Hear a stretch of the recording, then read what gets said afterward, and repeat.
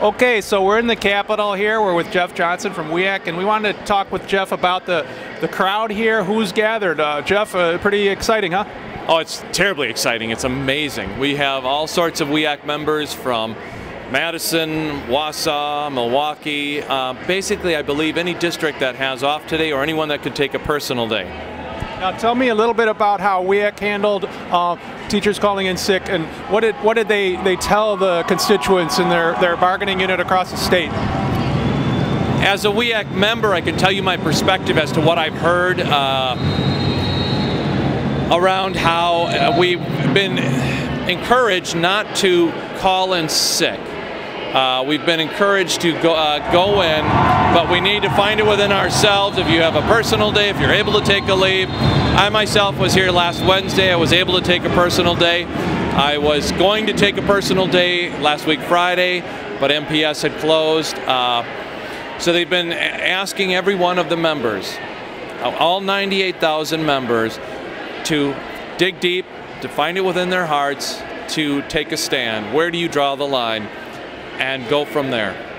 Now tell me a little bit about how teachers have made concessions before, and right now it looks like it's clearly about the collective bargaining. Was WEAC surprised by this governor? Yes and no. It's one of those yes and no answers. I think as a WEAC member, we were caught off guard that it all came at one fell swoop. That it wasn't a series of bills introduced or a series of legislative actions brought about, but rather just one fell swoop, one swift attack on my union. So I think that's what took and caught us off guard. I mean, honestly, we've been giving up for the last 20 years fair and appropriate wage increases so we could maintain our benefits and our pension. To have this is a definite slap in the face, but it's not about the money. This is about moving Wisconsin forward. And how we do that is through the collective bargaining process. I can't very well sit in front of the table representing my students, advocating for my students, if I don't have any rights to be there. I don't have any leverage to work for my students, because that's what this is really about. If it were just about the wages and the benefits, heck, I don't think most of us would be here. This is about how we advocate for our students. How do we move Wisconsin forward? Let me tell you how. We move it through advocating for our students. And that's what's basically at tack here. Our right to advocate for our students and our students themselves. And I know, Jeff, from your work, you're very keen on democracy in the union and democratizing the union, making the union flexible and nimble to help great teachers get out there. Tell me about your work in that regard, and where do you want the union to go in the future? The union traditionally has afforded two things to its members: the right to due process and the right to be heard. The union is and has been shifting into more of, well, still providing those, moving into a stance of professionalism. We need to move the profession forward. We need to take charge of the profession.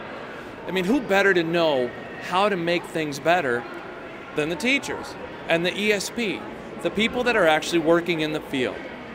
So what we're trying to do is we're trying to gain and hold that seat at the table to be able to create a dialogue around our profession. And what we're not seeing right now, especially, is Governor Walker and the legislature taking leadership and coming to the table and talking with us about this. He wants to strip us of the rights to advocate for our students. That's what this is about. And I know that today, this last week, the National Education Association has been hearings on dropouts and things of that sort, so they're trying to look more broadly. I'm sorry, can you? They're trying to look more broadly at those issues like dropouts, graduation rate. Correct, and I think what naively our governor and legislature seem to forget is that our students are impacted not just by me in the classroom, but by all these other societal factors that influence and impact how they can learn, how they can even get to school. So what the NEA and WEAC and all the locals that they represent are trying to do is start, I hate to say start, but really to really get that dialogue going around those other issues. Now you're going to have the conservative bent who are going to say, well, you know, you guys always talk about that.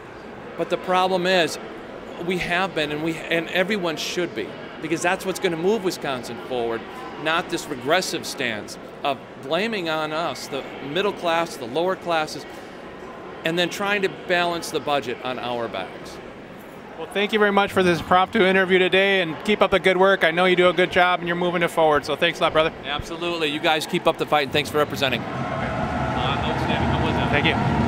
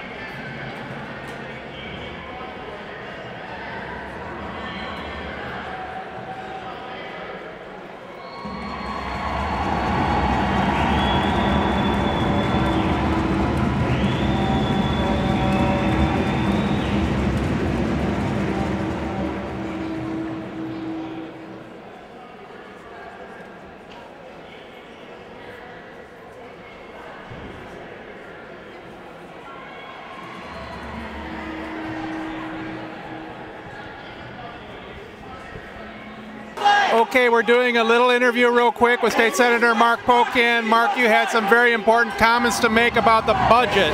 Tell me about the budget. What do you know about the budget, and what do you know about the crisis?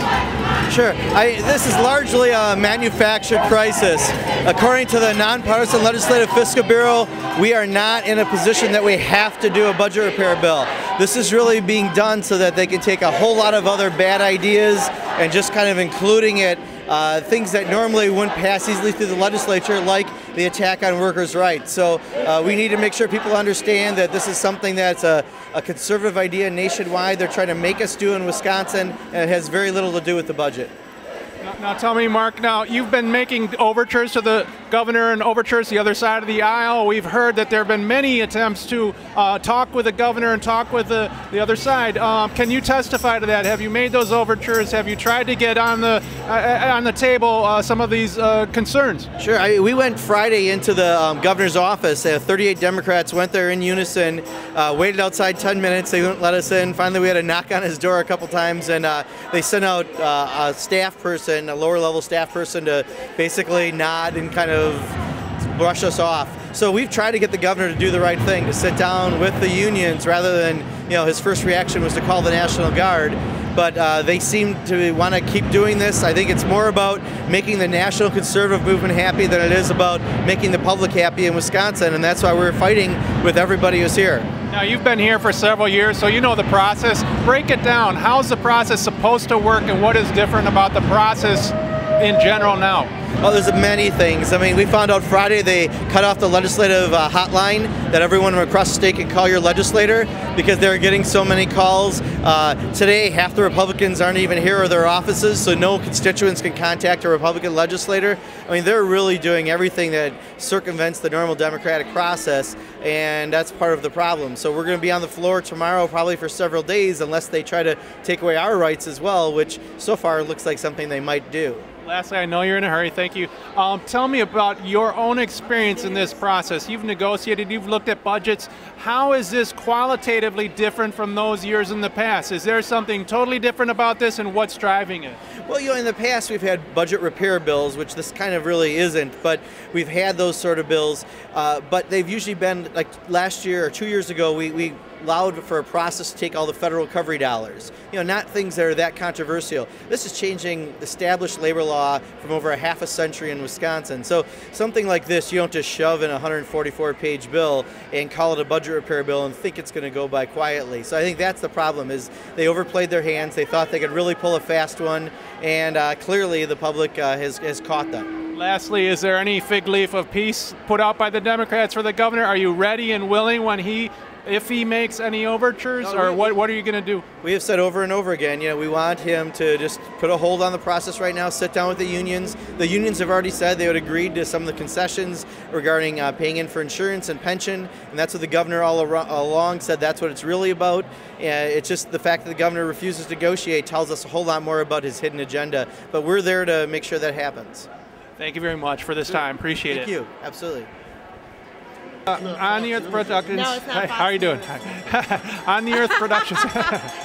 You're not. How are you doing? Everything good?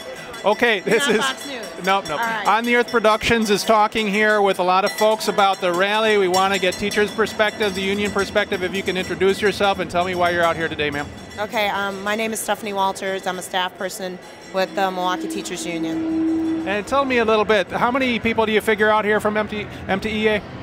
There's probably upwards to 150, 200 people here from the MTEA today, give or take. And there's another event going on tomorrow.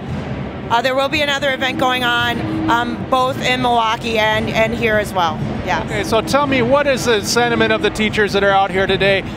Were you surprised by the governor's swift actions? I mean, you know Scott Walker, of course, from Milwaukee, and what were your expectations? Right. I guess I wasn't too surprised by this move. I am surprised by the swiftness of the move, but his actions don't surprise me, no. He's decimated Milwaukee County, and so it doesn't surprise me that he would want to gut our unions, not at all. Now tell me about the shape of MPS and what struggles you're facing there. I mean, you've had a choice program for years, draining a lot of money. You had the mayoral takeover bid last year. What next? Yeah, Milwaukee Public Schools is taking it on the chin. I mean, we have suffered through years and years and years of deep and significant cuts in our budgets, and this is probably make or break for MPS. I mean, we have to make sure that we preserve collective bargaining, but the real test for Milwaukee Public Schools is going to be when Governor Walker unveils his 11-13 budget, and I don't see good things coming down the pike for public schools in general, and I see horrible things coming down the pike specifically for Milwaukee Public Schools. So you see this part of the whole struggle to save public education or help it? It absolutely is the struggle to save public education in Wisconsin, without a doubt, and public everything. Scott Walker has been a threat to public services since he took public office, ironically, and this is just the latest blow to public services in Wisconsin. Well, thank you very much for this impromptu interview, and stay strong. And how can people reach you and your organization if they need to? They can go to www.mtea.org. Thank you very much, Stephanie. Thank you. Yep.